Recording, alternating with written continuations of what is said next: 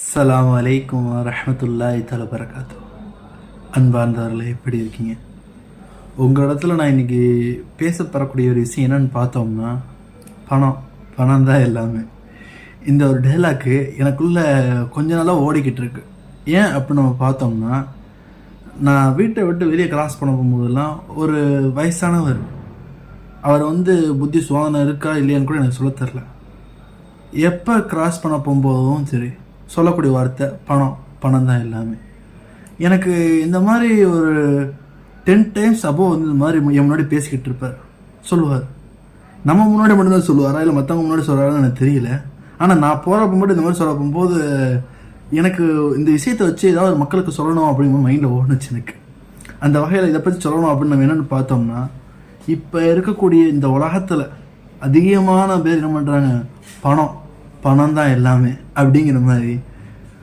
காசு கொடுத்தால் எல்லாம் கிடைத்துவிடும், காசு இல்லை என்றால் நீயே இல்லை அப்படிங்கிற மாதிரி தான் இப்போ போய்கிட்டு இருக்கு. ஒவ்வொருத்தவங்களும் பணத்தை பார்த்தா குணத்தை பார்த்தா அப்படின்னு நம்ம பார்க்க போகும்போது பல பேர் சொல்லுவாங்க, நான் ஹார்ட்டை தான் பார்ப்பேன், மற்றதெல்லாம் பார்க்க மாட்டேன், நான் குணத்தை தான் பார்ப்பேன், பணத்தை தான் பார்க்க மாட்டேன். ஆனால் நான் சொல்கிறேன், இங்கே இல்லை, எந்த இடத்திலிருந்து இருந்தாலும் சரி, ஒரு மனிதனிடத்தில் இது இல்லை என்றால் அவனை இல்லைன்னு தூக்கி போகிற மாதிரி தான் இருக்குது. ஏன்னா பணத்தை தான் ரொம்ப பெருசாக பேசக்கூடியதாக இருக்குது. ஒவ்வொரு சட்டத்திலும் சரி, ஒரு ஓட்டை இருக்க இல்லை ஓட்டையை என்ன சொல்கிறது, அந்த ஓட்டையை உருவாக்குவது இல்லை எந்த விஷயம் சொல்வதாக இருந்தாலும் சரி, அதை பணத்தை வச்சு தான் தீர்மானிக்கக்கூடியதாக இருக்காங்க. பணம் இல்லைன்னு வச்சுக்கோங்களேன், இங்கே யாருமே சரி எந்த ஒரு வேலையும் செய்ய மாட்டாங்க. ஆனால் பணத்தை கொடுக்குறத நினச்சிக்கோங்களேன், என்ன வேண்டாலும் செய்வாங்க.